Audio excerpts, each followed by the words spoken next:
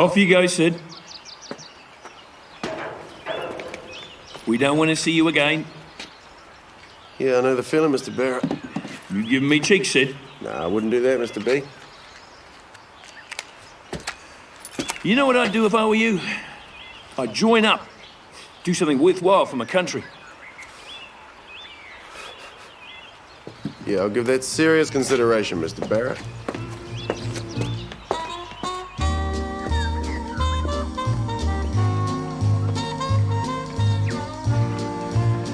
As Hitler marches across Europe and Japan threatens the Pacific, even here, in the smallest dominion, we must be on our guard.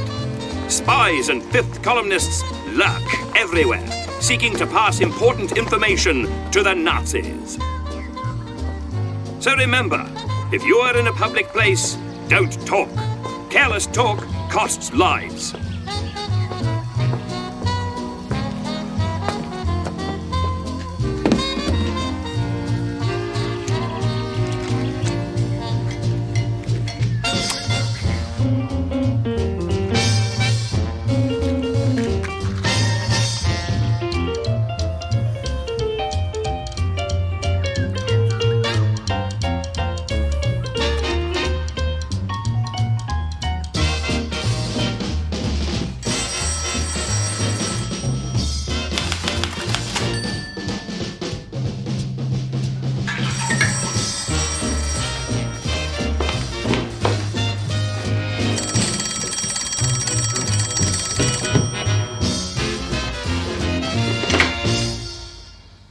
Are you there? Mr. Robert Semple? That's right. Sorry to bother you on a Sunday. My name's Sidney Ross. How can I help you, Mr. Ross? Sir, I have some information. I'm a little busy. I understand that, but it's of great national importance. Who are you again? Sidney Ross, sir, and I have information that the New Zealand government should know. Can I tell you what happened to me recently? Can you keep it brief? Of course. I was at Te Awamutu railway station when I was approached by a strange man. As you can understand, he's very busy, but hopefully... What was that man's name again? Barrett. The Prime Minister's ready to see you now. Thank you, Miss Johnson.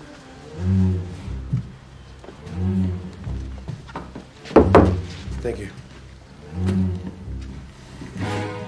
This is Mr. Sidney Ross, Prime Minister. Pleased to meet you. Thanks for coming in at such short notice. There's no inconvenience.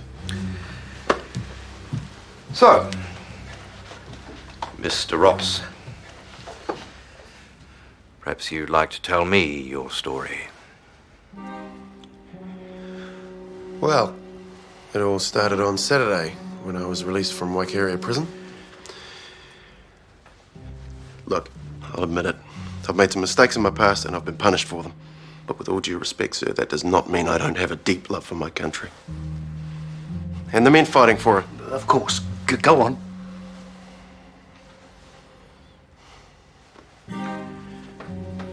Thank you, sir.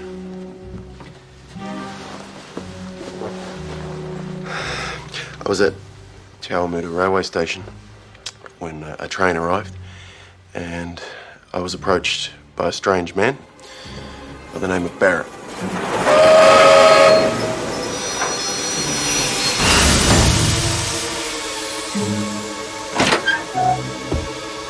Mr. Ross, a pleasure to meet you at last. I have heard so much about you. Why would they approach you? Well, he seemed to know all about me. That I'd been a safe cracker, a bit of a jelly man. Jelly man. Gelignite. And that I could do with a bit of cash. He could supply me with more money than I could ever imagine. That's what he said. Who was this Mr. Barrett? Said he was a representative of what he called right-thinking New Zealanders. Now, they're in cahoots with some German agents that recently landed. They landed? In an enemy submarine. See, it's happening right now, as we speak.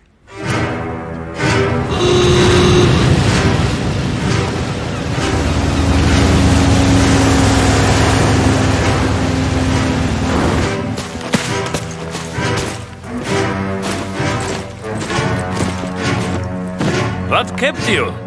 Heil Hitler! Heil Hitler, mate! Their plan is to attack our essential services, blow up bridges, cut power lines. Barrett, he asked me how much jelly it would take to blow the Arapuni Dam. Arapuni supplies the entire North Island with electricity. Could be done quite easily with enough jelly. This could easily be related to the Australian business. Did Barrett mention the Australian business? No, not as such. What's to stop exactly the same thing from happening here? So then, the German agents, they travelled to Wellington and... Yes. Go on, man. Tell him every word. assassinate key members of government. Good Lord. I'm afraid so.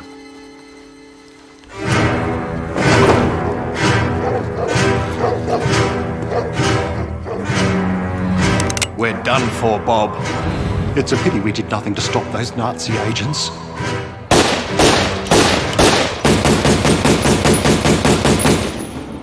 With you two gone, the country would be in chaos, and that is when the land invasion begins. Whereabouts?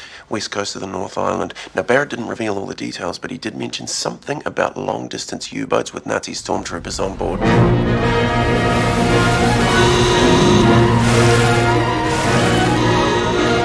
Achtung! Achtung! First, we take New Plymouth, then Kalmanoi will be ours!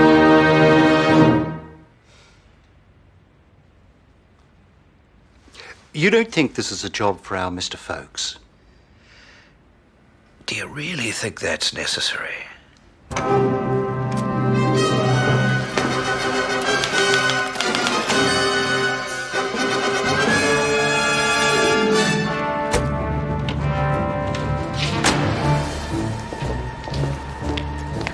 Morning, boys.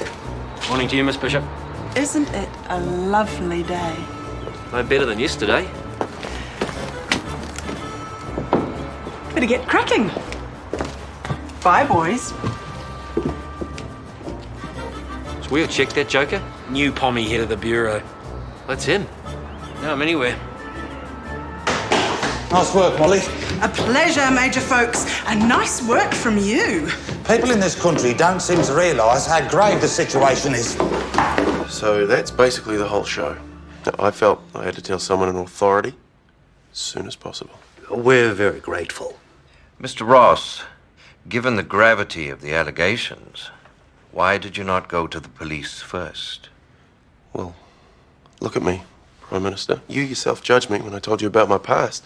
If I told the police what I've told you, they'd lock me up for wasting their time. He's right. Don't get me wrong, sir. I think the police do an excellent job. Excellent. But it's out of their league. He's dead right. It's a matter of national security and the utmost importance. Thank you for alerting us. In the meantime, please keep all this to yourself. Oh, of course. Of course. So, you won't get the police involved just yet. It could ruin the whole thing. No police. Thank you, sir. And if I can be of any further assistance. Thank you.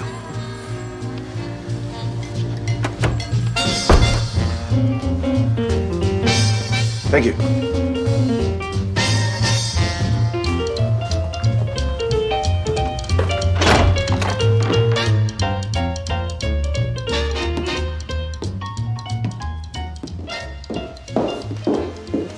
Miss Turner, Yes, Major.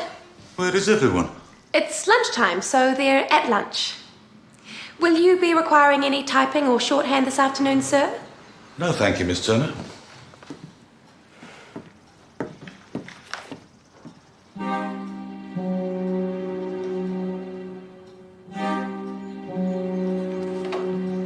Sorry, Mavis. Far too much to do around here. I can come and see you after work. I can't. Dinner with the family at 6. Kenny, I've hardly seen you.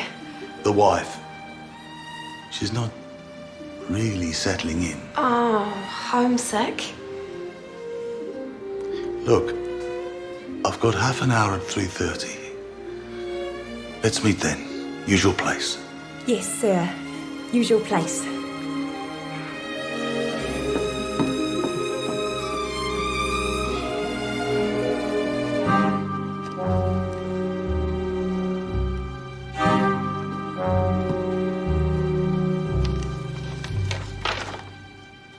Don't you think it's just a little convenient that he comes in here on exactly the same day the Australian spy ring is uncovered? Makes his story all the more plausible. It hasn't been on the wireless or in the newspaper yet. He's outlined an almost identical MO to the Australian conspirators. It's very unlikely he could make it all up. You think this Barrett character is in cahoots with the spies across the ditch? It's certainly possible, Pete. I think I'm going to have to call Major Folks after all. That is why the Brits sent him over here, to help us out. I suppose he does have the training. God knows he's on a fair whack. You heard about that? Paid more than me, apparently. And me. So, what have we here? A Nazi spy ring is uncovered. Ready to welcome the Japanese as the new rulers of Australia. Given this grave security situation, what do I find today? I knew that gaining access to this building would be relatively easy. Nice decoy work, Molly. But I had hoped for better from my own staff. How wrong I was. At lunchtime, this was uncovered. A requisition form found in Lieutenant Cutfield's unlocked briefcase. Oh, so now the whole world knows we're keeping an eye on an Auckland company that prints communist literature. Normally I'd recommend that most of you be transferred to the front line. Were any of you close to being fit for active service? But at least Cutfield's form was out of sight, if unsecured. Sergeant Nichols sees fit to leave in his in tray for the Nazis to see Yes? a highly confidential memo concerning an enemy alien infiltrating our radio service.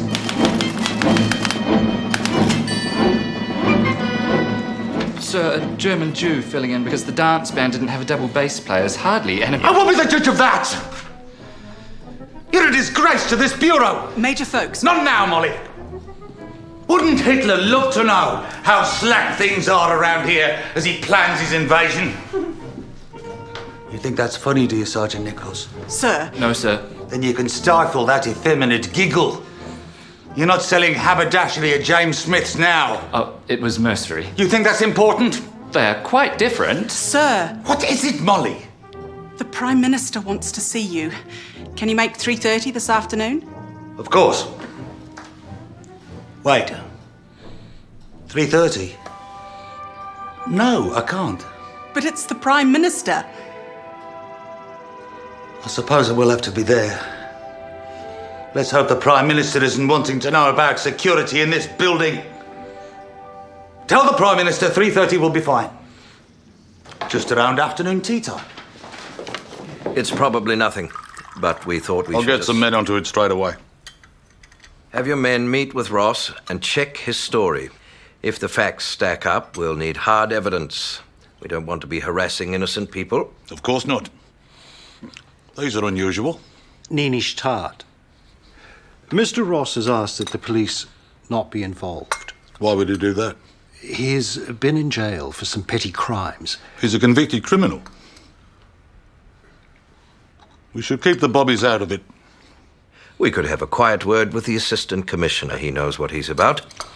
I am aware Jim Cummings has his admirers in cabinet, but to be honest, some of the police I've had to work with couldn't catch a cold. Ross's criminal background does concern us. In my experience, being a patriot and being a criminal are not incompatible. You don't think Ross's story is far-fetched? Oh, not at all, sir. Especially in the light of this Australian spy ring. Do we have the file? I think it's with Miss Johnson. I think you'll find it's not. Miss Johnson left it on her desk when she went to afternoon tea. Just as well I'm not a Nazi spy, eh? Well, yes.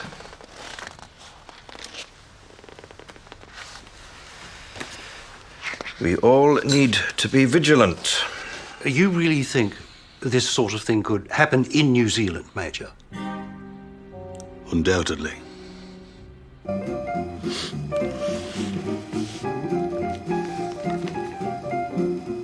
Blow me down. The Australian business.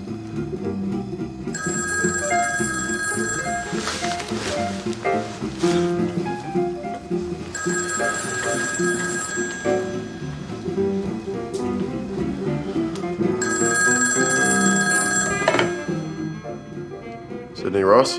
Mr. Ross? It's Major Folks, Security Intelligence Bureau. Are you alone? Completely. It seems it would be a good idea for us to meet as soon as possible. Shall we say at 10? Certainly, Major. I can give you instructions on our location. You're at the corner of Featherston and Grey Streets, aren't you? Yeah, that's the one. But don't go through the main entrance. Meet me out the back. Keep it on the QT. That's the general idea. And make sure you haven't been followed. Of course. I'll see you at 10. See you there, Major.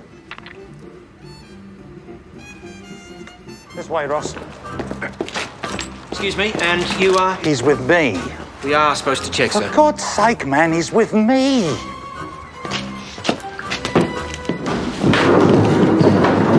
This is my 2IC, Lieutenant Cutfield. You've seen it? Head of the women's section, Molly Bishop. Delighted to meet you, Mr. Ross. This is Captain Meikle, head of our Auckland section. He just flew in.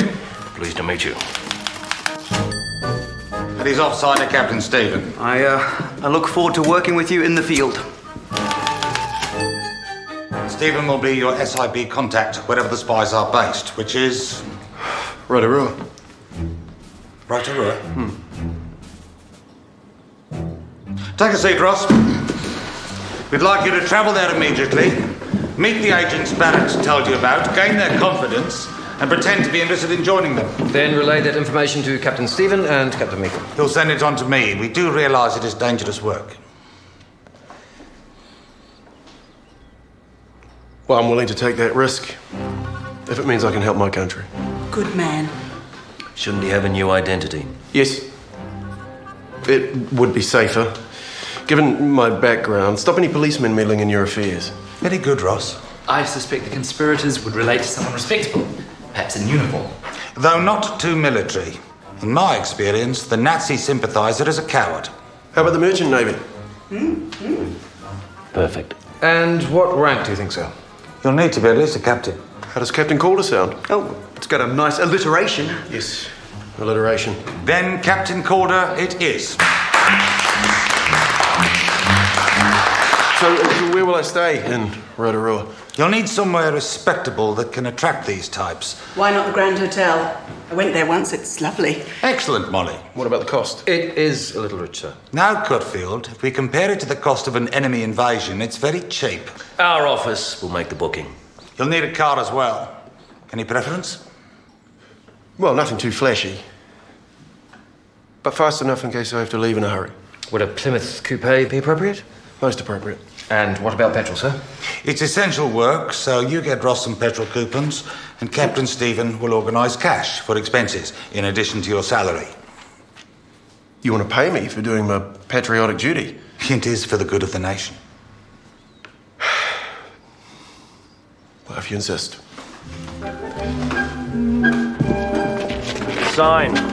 Here, here, here, and here.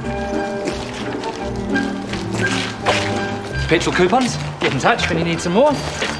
Just sign here.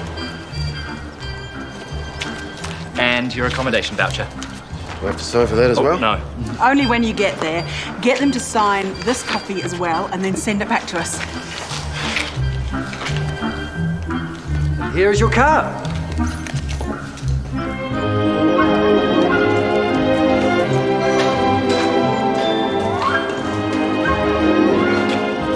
Go. Thank you. Oh, and I'll see you in Rotorua. I'm very grateful. Oh, no, you're doing us the favour. Any problems with the boys in blue, just let me know. Good man. Be careful. I will.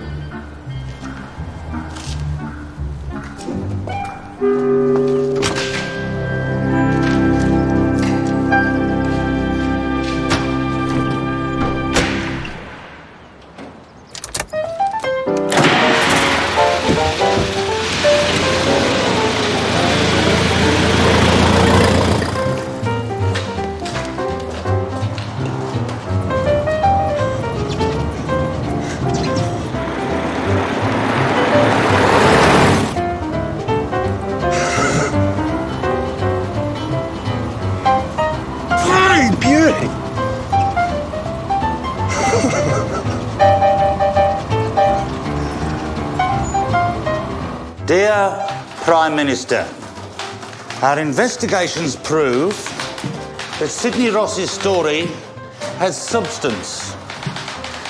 The matter is developing slowly and is leading to a clique already under notice. Yours faithfully, etc.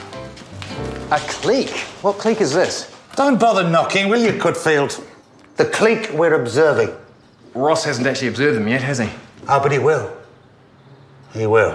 But isn't it a bit precipitous to tell the Prime Minister we have people under surveillance? We are playing a game with very high stakes. The quicker we bring these subversives to the attention of the Prime Minister, the better. This is the same Prime Minister who refused to be conscripted in the Great War. I see. Thank you, Miss Turner.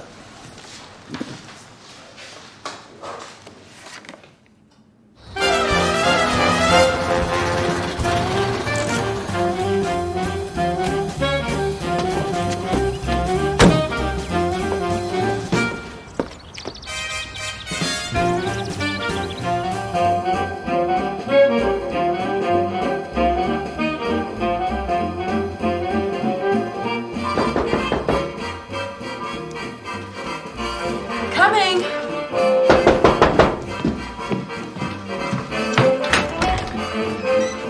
Robert? What's going on? Pack your bag, Mrs. Stephen. We're off to Geyserland. Oh! When? This minute. Is that allowed?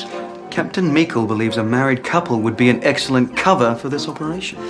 But I haven't even packed. Then you have exactly 15 minutes, Mrs. Stephen. That's no time at all. Well, you better hop to it.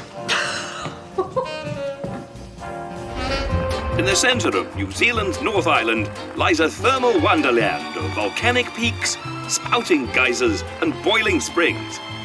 Every coin that is thrown from this bridge is recovered by dusky native children. And look at this bell-mouthed individual. Perhaps he serves as the village fire alarm. But the centre of this region is the town of Rotorua, built on the lakeshore, a town which is modern in every aspect.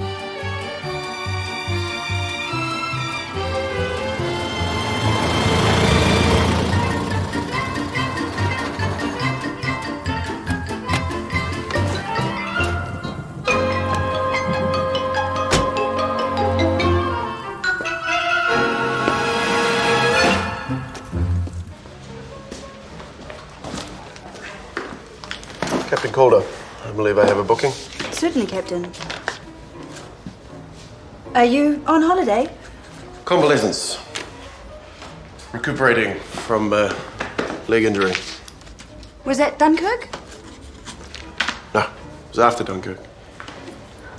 We were in convoy to Europe and we were torpedoed off the African coast.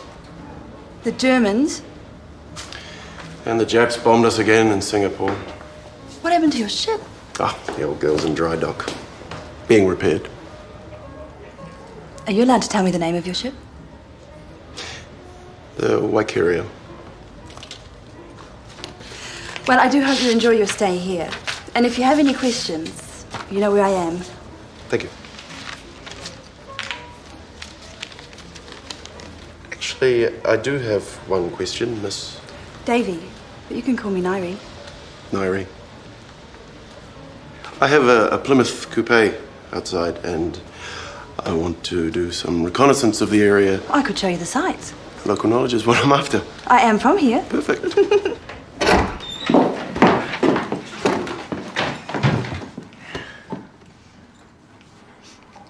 It's not the Grand, is it? It's a palace compared to where they usually send me. So, what am I supposed to do as your cover? We don't have to do anything. But you said I'm your cover while we have our holiday. Well, I contact my contact, and then we take it from there. So we are on holiday. We're at work while pretending to have a holiday. Is he here, the spy? Now, you know I can't divulge. But he's here in Rotorua. He travelled up from Wellington today. I expect he's having an early night. Perhaps we should do the same. Well, we do need to be well rested. Those spies could be anywhere. Oh, God, yes. They're so bad. Those awful, terrible spies. 3 kings. You reckon? Nice to have a bit of luck at last. Well, gentlemen, it's been a long day. No, you don't, matey. Just look at those cards. Are you calling me a cheat? Just look at those cards. Take your hands off me. Gentlemen, is there a problem here? Not at all. Well, he said he couldn't play and then he cleaned us out. Beginner's luck. Put up! I've seen your sort before. Cheating bastard! You don't come in here and rip off decent working men. I did nothing. Outside, now! Had your number the moment I laid eyes on you. Bloody con man. Yeah, and what's that get-up you're wearing? You'd insult a man in uniform. And what is that dead possum on your head? Give me my rug back. What, this one? Hey? Yeah. Hey? Hey? Yeah. Said bloody Ross. Who the hell did you track me down? I looked you up at your place in Windy Valley and some German bugger told me you'd shot through. Oh, that's my tenant, Von Weiden. He's a decent sort. So, why'd you come up here? On account of my health. You're not still doing the old pneumonia pull? It's leukemia. How does it work? It's for real, Sid. Well, you having me? I'm not. You'll buck up, though. You're the master. So how did you steal the get-up? Oh, no, didn't steal it. Like you always said, don't take it if they're giving it away. Oh, what idiot would give you a uniform? Head of the Security Intelligence Bureau. Bollocks. No, it's true. It's what we talked about in Waikeria, Charlie. Remember? Oh, Sid, you didn't run that. Yeah, I did. And it's Captain Calder to you. Hop in, Charlie. Bloody hell. How high did you go? Top. Police Commissioner? Prime Minister. Oh, aye, Captain. Learned it all from you, Master. Now, we'll say we go for a spot. I've got to flush out some Nazi conspirators. I bet you do. So who's the head of the big conspiracy? I'm sure I'll come up with someone suitably terrifying.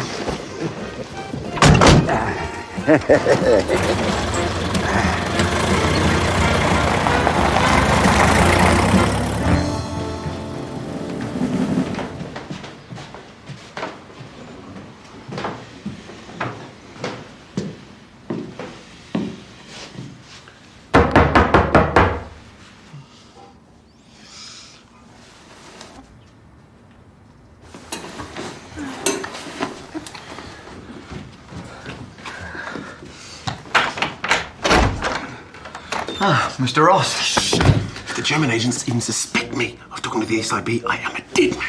Sorry. Just very early. Mrs. Stephen is still asleep. Do you mind?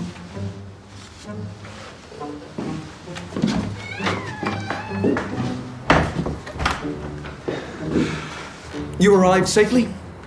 I'm here, Anna. And, any luck with the Nazi agents?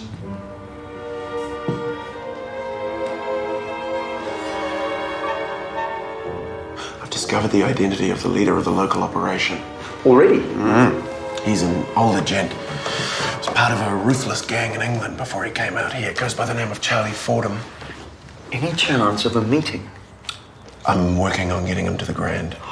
How about I come to... No, I don't want you to meet him. He's too unpredictable.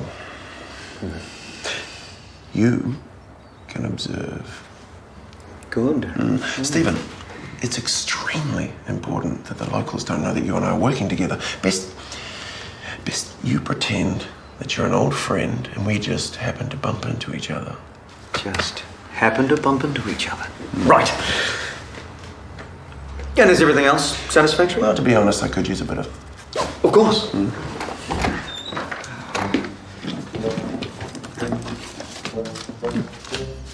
Thank you. You will need to sign for it. Of course. And here, here, and here. It's very flash, isn't it, Robert? Robert. May I remind you, Isabel, that for your safety and mine tonight, my name is Norman. Am I meant to be Isabel or Isobel? Is there a difference? There is pronunciation. Either is fine, just be consistent. Norman. So, this Captain Coulter... Calder. Calder? Calder, of the Merchant Navy. Get it wrong, and we could all be dead. Robert, you're not serious. Norman. And yes, I'm serious. Oh. Is that him? Evening, Captain Calder. Good evening, Nari. My usual. Scotch. And, order something for yourself. Thank you, Captain. And this is for you.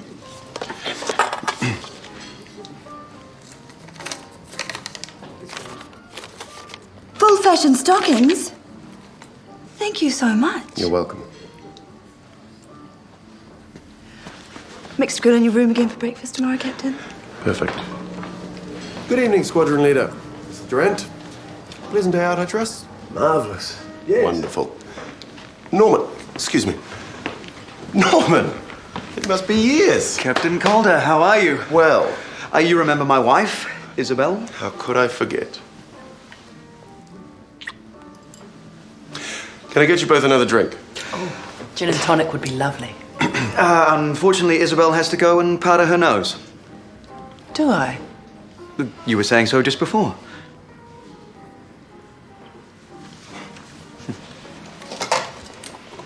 Pleasure to meet you, Captain. Likewise. Perhaps we could join you for dinner. Isabel. Must be off.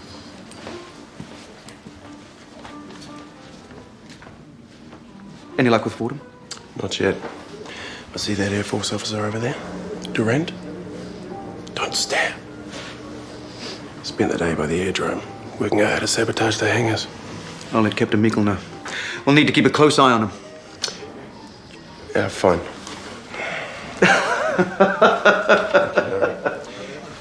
But don't get too close. We cannot afford to arouse suspicion.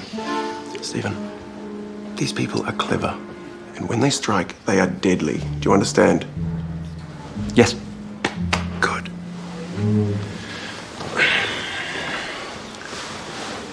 Look, while I'm in Rotorua, there will definitely be slow days where there's very little of substance to report.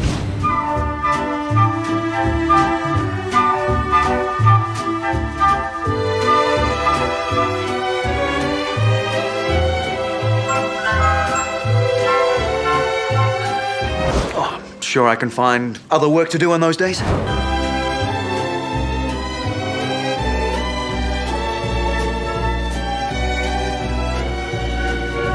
Then on other days, I'll be out and about, gathering intelligence and meeting conspirators, some of which may be located outside of Rotorua. So I may need to leave for a few days at a time.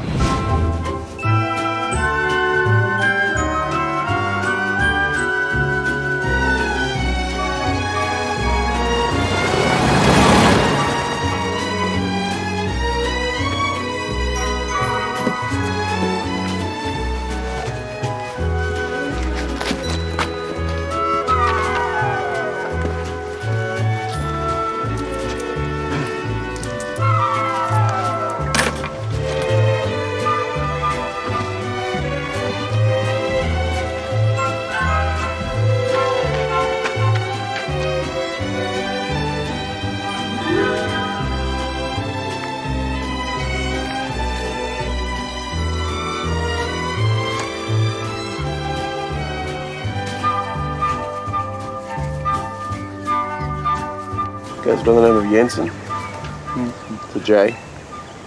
Speaks fluent German and is working closely with the Nazi agents. When they blow the main trunk line, they're going to store the equipment in this garden shed. Should I interrogate? No, definitely not. As I keep telling you, you cannot get too close. These men have killed before. When and how, exactly? Look, you'll have to excuse me. I've got a rendezvous with another contact. Very high up. Charles Fordham. Someone that knows him very well. Right. Keep up the good work.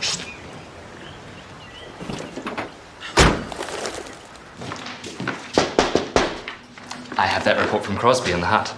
Anything of interest? A lady in Petone thinks that her neighbour may be a Nazi spy because she cheats at croquet. Anything of substance? A talkative Maori woman who lives across the road from the German couple under observation has expressed a hope that if Mr. Hitler invades New Zealand, he might make the Hutt Valley train line run a bit more efficiently. I'll have that. We don't need that kind of tittle-tattle. What's the name? Parata. Parata. Oh, was that the Sid Ross file? Does this concern you, Nichols? Oh, well, it's just that he's in Rotorua, sir, not the Hutt Valley. You don't understand the first thing about security, do you, Nichols? Sorry? Ross is part of a far, far bigger picture. There are elements within this country who would welcome Nazi terror with open arms. Well, I don't think the Maori lady was serious. We have a weak government made up of watersiders and pacifists. We have a moral duty to alert the authorities, and to achieve that, we must use whatever methods necessary. But what, Nichols? But nothing, sir. Nothing at all. You wanted me to take some dictation? Thank you, Nichols. Yes, Miss Turner. Some dictation. Hastings, Cooney. You've been a busy boy, Sid. It's important work, Charlie. In the chateau. It's nice this time of year. Fancy another spot? I'd love to, but my landlady's got a leg of lamb. Mrs. Neumann. Resourceful woman. Just what you need in these hard times. That's a German name, isn't it? Oh, hey, this is going to your head, this is. Achtung, Donner und Blitzen. How long are you planning to keep this up, Sid? Well, milk the cow while you've got it. That's what the master said. I suppose. Watch out for spies now.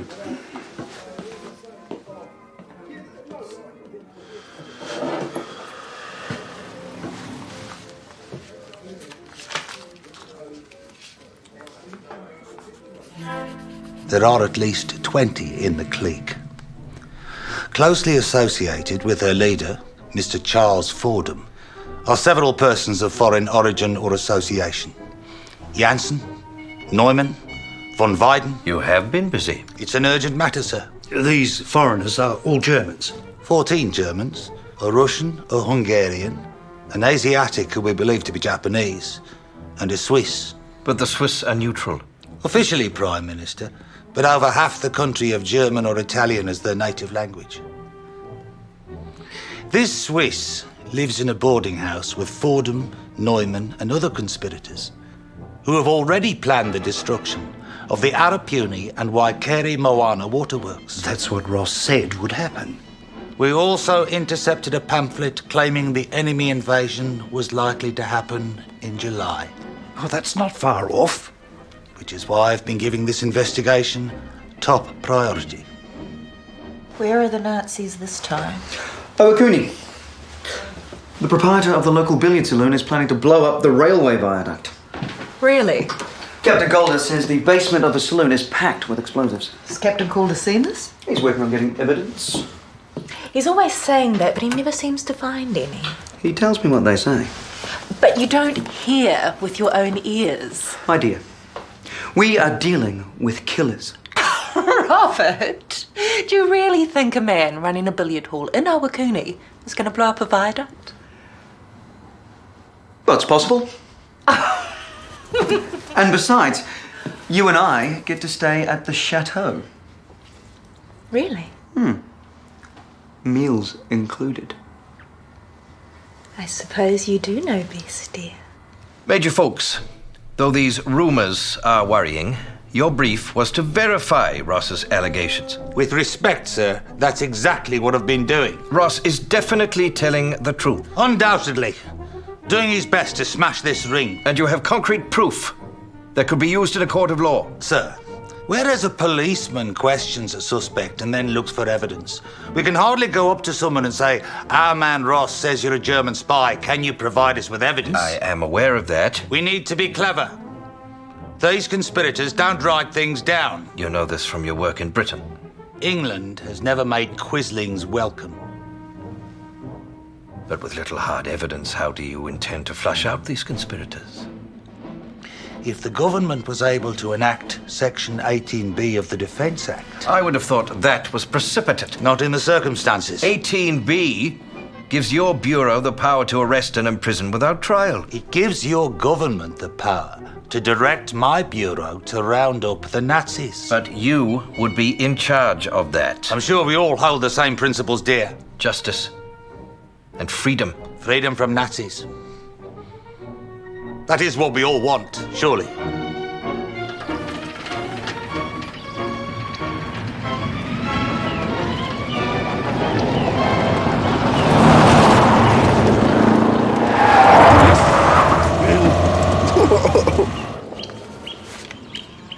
Careful, Sid, there was a copper back there.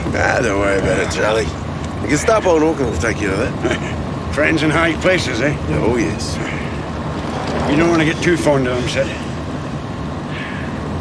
So, how many people are we talking about imprisoning? Possibly up to 100. This is quite a conspiracy. And you're sure the police should not be involved? We're fighting Nazis with automatic weapons. One careless mistake by a local bobby and our men could die. Major Folks, one of the reasons we are fighting the Nazis is that they employ the very techniques you suggest I use on our own population. The English have enacted 18B. We are not being bombed nightly. Not yet.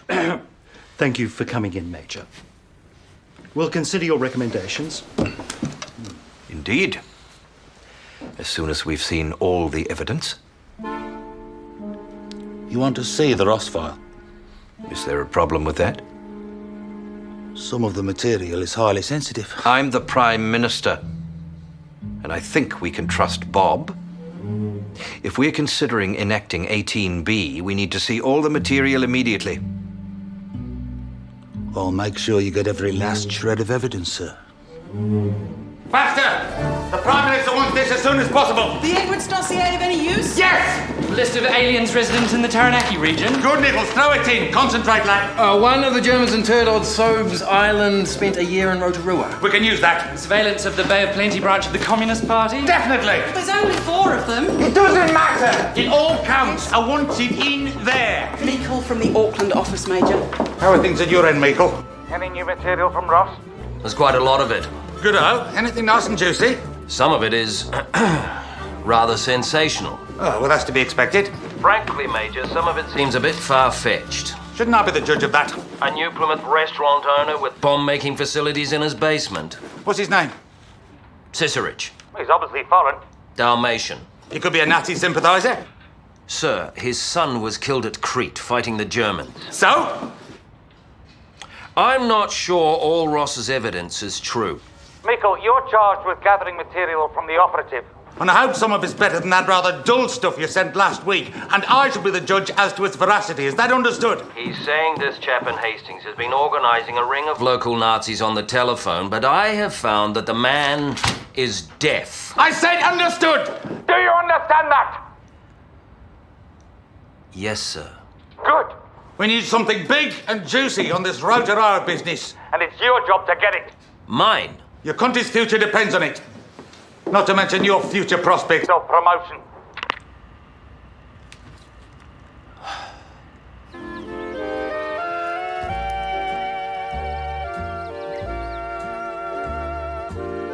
This viaduct business could turn out to be the big one.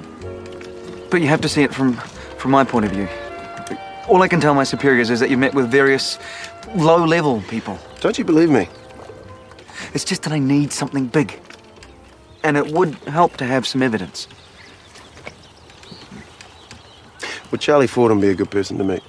You said he wouldn't meet in public. Yeah, he's keen to talk to me about blowing up the Arapuni Dam. It'll be wonderful. How high up is he, internationally? Fordham?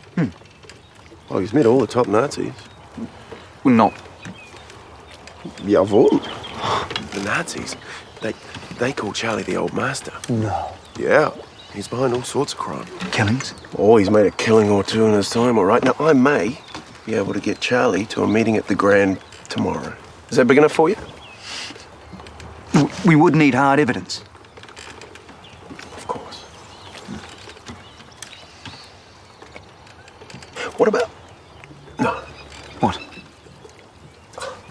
What about the names of the top conspirators in the country written in Fordham's own hand? You could do that? I could try.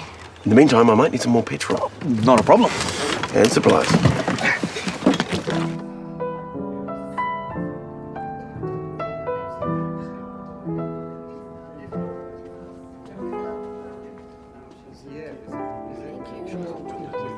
This is good of you, Sid. Relax, Charlie. Enjoy yourself. Is that the one who knows Hitler? Ruthless killer, apparently. Doesn't look that ruthless.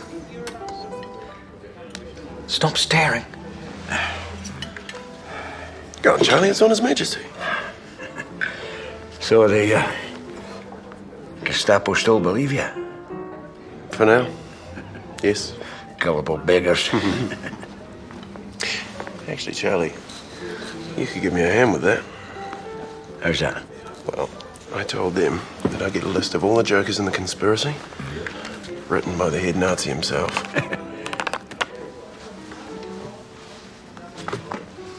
You said it was me. Charlie Fordham, the master. Bugger that, Sid. All you've got to do is write a list of names. Jesus, you have gone the whole 9 yards. Well, you are in on this. I'm damn well not. What are you talking about? It was your idea in the first place. Go the buggers for all they're worth. Now forget it. Hey, Charlie. I've been looking out for you, haven't I? All I need is a few names and your best copper plate. Just a bit of writing.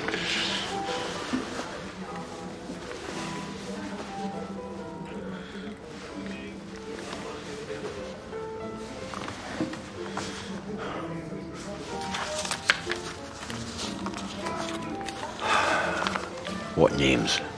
Manning. Archer. He's writing something down. My God. He's done it. He's naming the ringleaders. You're not supposed to know that. Oh, I don't. This chicken is heavenly. Ciserich. Neumann. Who? Neumann. She's my landlady. I needed German names, Charlie. But she's from Tokoroa. It doesn't count. I'm just milking the cow. Come on, Charlie. Look, you've got all the others, haven't you? Not Mrs. Neumann or von Weiden. You didn't put him down. Bloody hell, look, he is a Jew from Holland. It's just names. Just names. You do not shit on the little people, Sid. You got it. You did it.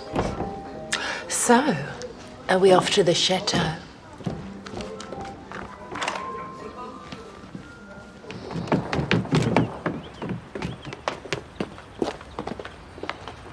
Charlie, wait!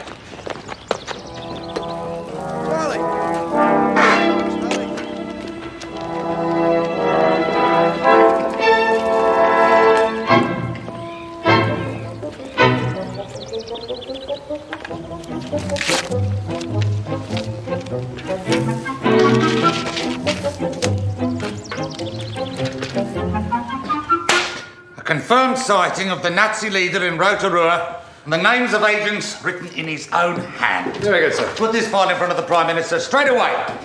All of it? Of course. Oh, and the scrapbooks. Oh, and tell Miss Turner I'd like her to come and see me. For some dictation. How is this your business, Cudfield? It's not at all, sir. Dictation? No. Not now.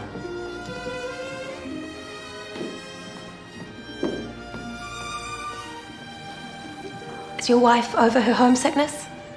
I'm not sure. Must be strange for her. No bombs, no air raid shelters, all that excitement. It's the tea rooms she's missing. Caldies are good. They do a nice high tea, excellent scones. I'll pass it on. I just want to help. It's very decent of you. Shall I shut the door?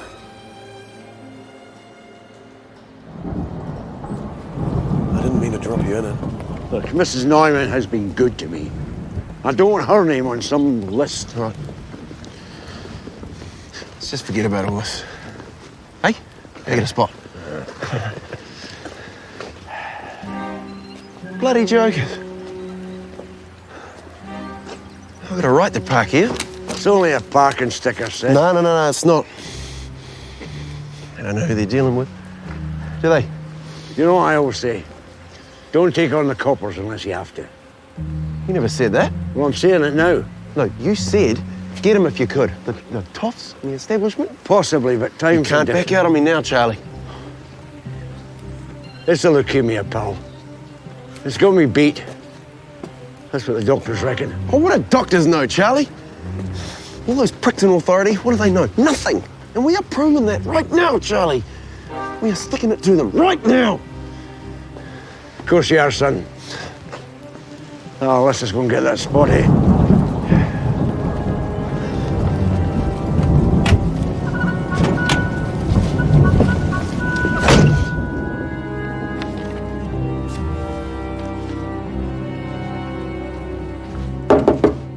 Assistant Police Commissioner Cummings on the phone for you, sir. Thank you, Miss Johnson.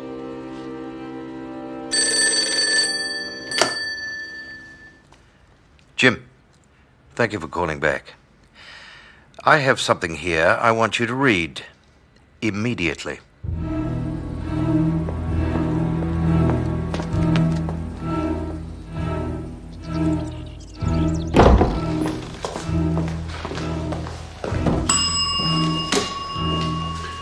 I'm Captain Calder of the Merchant Navy. I received this from you. Now, You wouldn't have documentation to prove who you are by any chance? my uniform should speak for itself. Being a captain in the Merchant Navy doesn't mean you can break the law, sir. I'm doing work of the utmost importance to the war effort. What sort of work? I can't reveal the details, but I don't need it sabotaged by some overzealous young constable. I'm just doing my job, sir. And I'm trying to do mine. You can endanger my life with this. A parking notice. It's exactly the kind of petty rubbish that's ruining this country when there are far more important things going on. Life and death. Did I see you driving on the wrong side of the road a few days ago? Are you listening to me? At all? Excuse me. You wouldn't by any chance be Sidney Gordon Ross? I didn't come here for this sort of treatment. You don't know what you're dealing with here. You know it's a breach of wartime regulations to change your name. Oh, what rubbish. Call that number, ask for Captain Meikle. He'll explain everything. About everything. Yes, I know Sidney Ross, Detective Sergeant. Yes, he's doing a very important job for us. Look, I'll be back in touch. Very soon. Of course, I didn't tell Ross to go to the police. This is entirely ridiculous. Yes, thank you.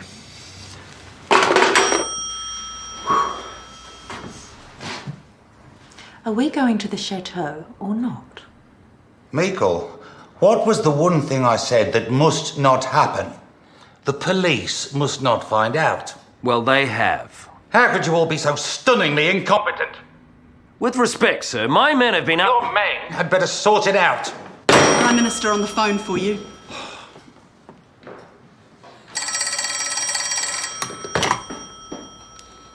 Mr. Fraser, keeping well, I trust. I've read the Ross file. Given the seriousness of this, I thought we could revisit Section 18B. We'll do nothing of the sort. Assistant Commissioner Cummings is reading the file as we speak. I expressly recommended you did not bring the police in on this matter. We still have a civilian government in this country. A Prime Minister who is entrusted to make good judgment on behalf of his people, not based on fear, and certainly not without the basis of fact.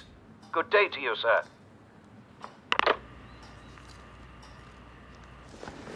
What do you think? I'll get onto this straight away, Prime Minister. You said you didn't want the police involved. They poked their noses in. Not now. I just wanted to say goodbye. Just in the middle of something. If we're not going to the chateau, I'll take a bus back to Auckland. I'll be with you in a minute, all right?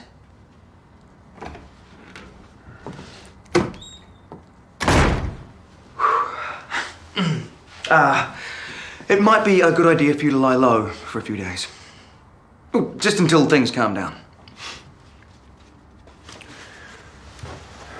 Well, there is a family funeral in Auckland I should attend. Some contacts I could visit. Wonderful. Of course, I'm sorry. Do you think you could leave straight away?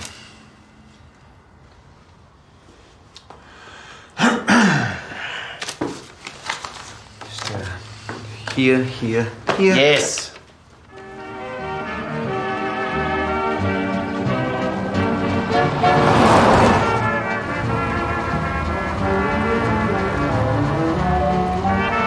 Did you know Sid Ross was a convicted fraudster? I thought it was false pretenses. You don't think it extraordinary that a man with a record such as Ross should masquerade as a captain, live in a leading hotel, and mix with Army and Air Force officers? He said some of them were Nazi spies. So this operation has been going on for some time. About 2 months. And your men have been investigating a ring of Nazi conspirators who plan to blow up dams and prepare the way for a German invasion via submarine on the Kapiti coast. Perhaps we could talk to Mr. Ross. I'm sorry, but that's not possible. And why is that? He had to rush back to Auckland for a funeral. His niece, I think. Ah, my sincere condolences. I don't suppose you have an address for this niece, do you? Or a death notice, perhaps? Look, can I ask you not to make a report on this? If too many people get to know about it, Ross could be killed by the spies. You just tell Mr. Ross that we would love to speak with him the very moment he gets back from his tragic bereavement. Who's the funeral for? My niece. She was a lovely girl. Played the piano, did volunteer work. You don't want to push it too far, Sid. Everyone loves a sob story, Charlie. That keeps us milking the cow, right? If it is a cow. What else would it be? Well, you got to wonder, how did the milk get there? Oh, Roger the cow. Still money, it's got to come from somewhere. Suckers' money. That's what you said, Charlie. Government money. Yeah, I think a bit different now. Well, with the war and everything. They waste money all the time. Charlie, on the toffs and the screws. Look, I can't be in on this anymore. It's your show, not mine. No. No, I owe you. No, you don't. Yes, I do. The only one who's ever been there for me, Charlie. Ever. I can't go with anybody on my conscience. I don't want to die in a cell. Would you stop talking like that?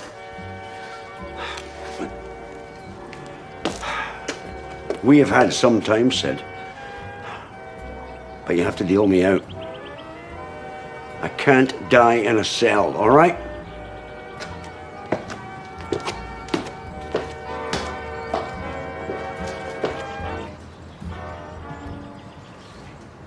What about the American Intelligence Department? Captain Meikle met them. They don't want a bar of it. And this government seems more concerned with the rights of subversives and conspirators. They'll change their tune the minute this invasion happens. Yes, Molly.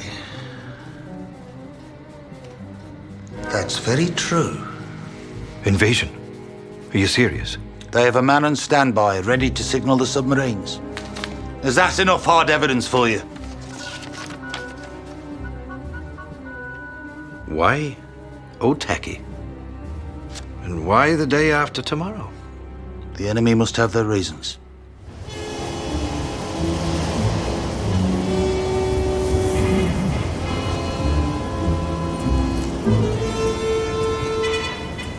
He's signalling. It's Bob Martini. Local Italian fisherman, aka enemy alien.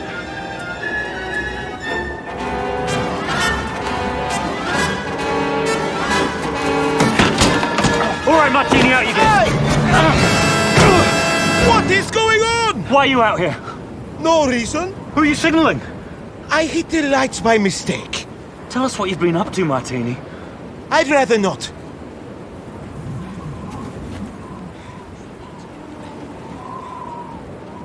She is not my wife, all right? I can explain, Prime Minister. Our police force are untrained in surveillance of this kind.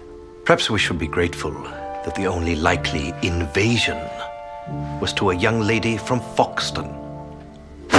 Fraser doesn't understand the gravity of the situation. According to Ross, these agents have already bumped off an elderly man in Rotorua. Brilliant, Goodfield! What is, sir? The Prime Minister wouldn't be so dismissive if he found Nazi spies had bumped off Captain Calder. It was a lovely funeral, very sad. And then I went to New Plymouth, where a cell of conspirators are assembling before the invasion. You wouldn't have any concrete proof? Yes. One of the German agents was taking soundings of the harbour with this. Really? Yes. Captain Meikle. Captain Stephen. Mr. Ross. Just the man I want to see. Everything's sorted with the police in my absence, I trust. There is something we need you to do for us.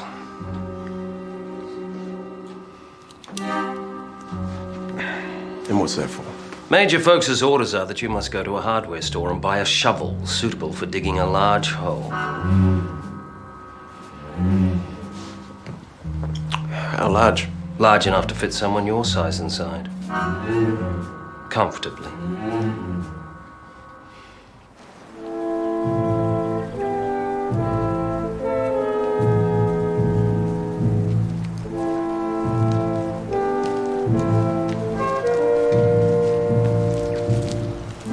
This looks a good spot.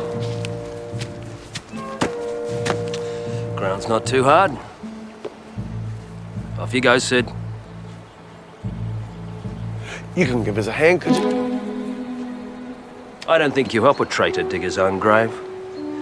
Do you? Captain. Just dig, Sid.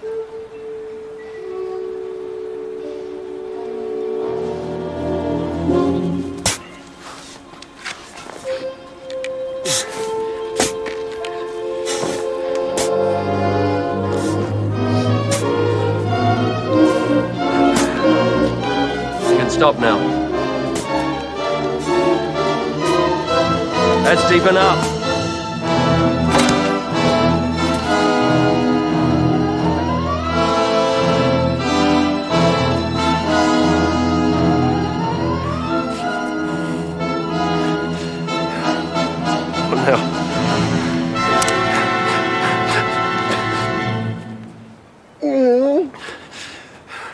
Over there. Behind the trees, about 2 miles down, is a farmhouse. What about it? You can find the police from there. Police? We need to make it look as though you've been messed up by Nazis. What Nazis? That's the story we're going with. We are? Lift up your shirt, please.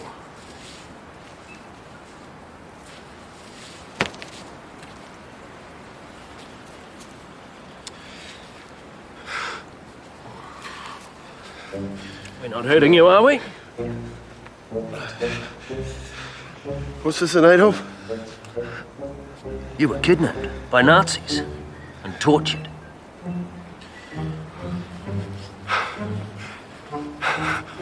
Still not too hard? You could probably do it a bit harder. So the two Nazi agents suspected Ross of being a double agent, forced him into the boot of their car, and marched him to some secluded spot. Which we can show you. Where they then told him to dig his own grave. Then they tied him to a tree. Why? So they could whip him. So how did he escape? Ross said they were interrupted by a passing car. He untied the ropes while they went to investigate. And there were no witnesses to this? None at all, apparently. Well, the Prime Minister has asked me to investigate this matter personally, so I'm sure you'll understand that I will need to speak to Mr. Ross. He's extremely ill after his whipping. Far too ill to talk. Perhaps we should let the police doctor be the judge of that. Thank you.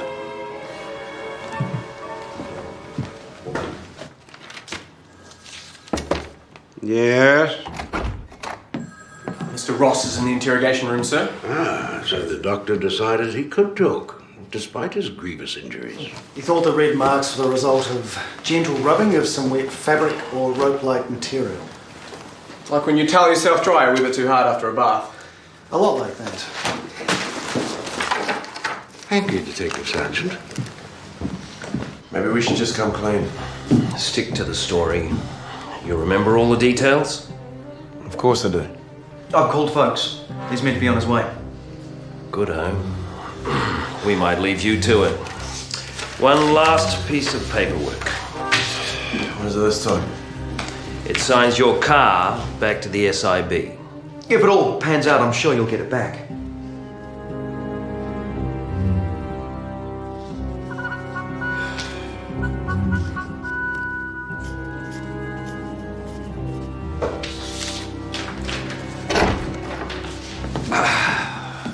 Miraculous recovery. All yours. Thank you. We'll be right outside if you need us. Good.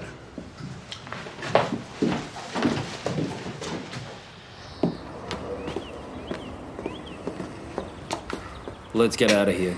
Shouldn't we wait for Major Folks? The way this is going, he won't show up. So tell me about Mr. Strafty Jones of the Hutt Valley. Never heard of him. You met him in May, along with Mrs. Parata. It's all written down there in your report. I never wrote anything. I talked to Stephen, he took notes, and he telephoned it through to folks. I never said that. Or this. I never said any of this. Very interesting.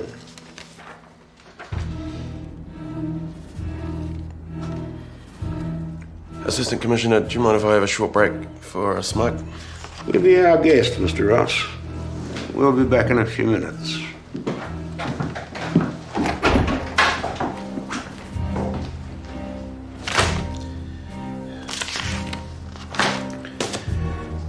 I never met half these people.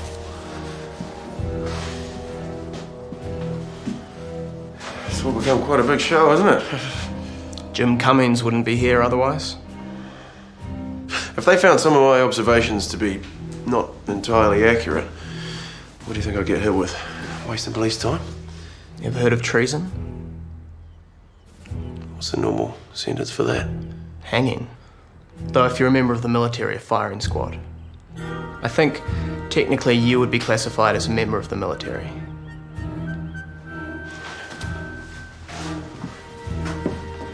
Then again, if you were to show up the SIB as being incompetent,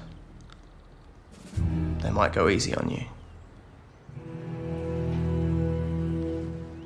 My name's Sid Ross. I was released from Waikaria prison on Saturday the 28th of March. The following day, Sunday, I telephoned Mr. Semple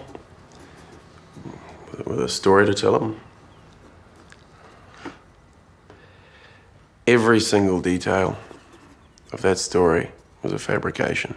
I made it up as I realized I could gain from the situation.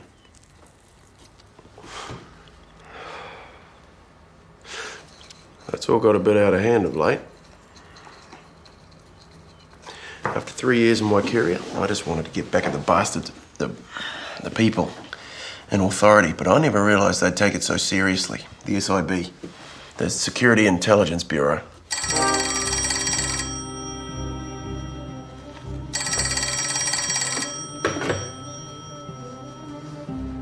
Major Folks? Of course, Prime Minister. I'm always delighted to answer any questions. My name is Charles Remmers. I've never heard of Charles Fordham, and I've never been under that name. But you know Sid Ross? We were in Waikeria prison together. False pretenses. I was selling a car, dressed as a clergyman. I got a better price for it. You did write down the names of 7 so-called Nazi conspirators. Sid was thinking of going into sales. It was just some contacts. So you don't know a Mr. Manning or a Mr. Brandt? Not that well. Charlie Remmers, who I named as Charles Fordham, had nothing to do with my hoax. He was simply an old friend of whom I took advantage. At no time did he have any knowledge of my actions. He had no knowledge whatsoever. So you should leave him alone. So you took no deliberate part in Ross's hoax? No, nothing deliberate. If you don't mind, we'd like to bring Mr. Ross in. Go ahead.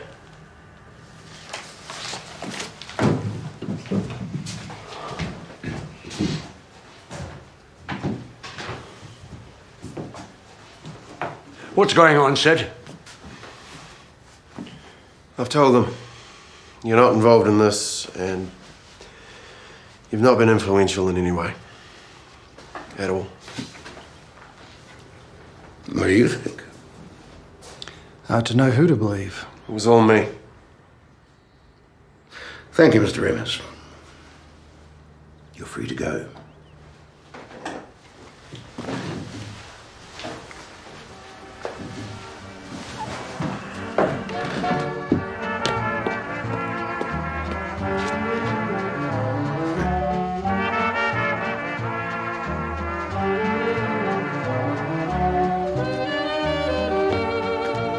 Major folks, there are things we'd like clarified, so we have a few questions. 82 questions. I see. Did you know Ross was a convicted confidence man? No. But I knew he'd been convicted for false pretense. Is there a difference? Enormous. What made you think Ross was telling the truth? He expressed a great affection for his country, which I thought showed he was a good New Zealander. It only took Cummings 36 hours to sort the whole thing out. Ross should really be charged with something. False pretenses, treason. Do we really want the whole nation knowing that the head of our SIB fabricated evidence and put a convicted fraudster on the government payroll? Possibly not. Captain Stephen toured extensively with his cohort in pursuit of these investigations. That was over to Meikle. I haven't spoken to Stephen or Mrs. Stephen. She's not his wife. She's a Mrs. Sinclair, a divorcee from Point Chevalier. Oh. Stephen's wife lives in Mount Roskill.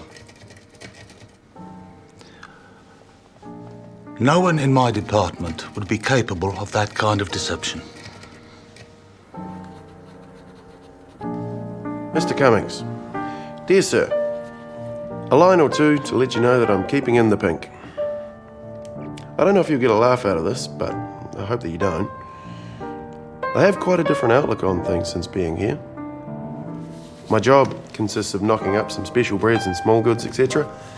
They're all very pleased with my stuff. Have you heard from our mutual friends, folks, Meikle and Co.? If at any time I can do anything for you, you know where I am. Hoping to hear from you. All the best. Sid Ross. I didn't have much to do with this affair. Meikle in Auckland was running it. It was you who requested special powers to imprison suspects without trial. I was simply and only helping this Dominion defend itself from a very real enemy, which is still here.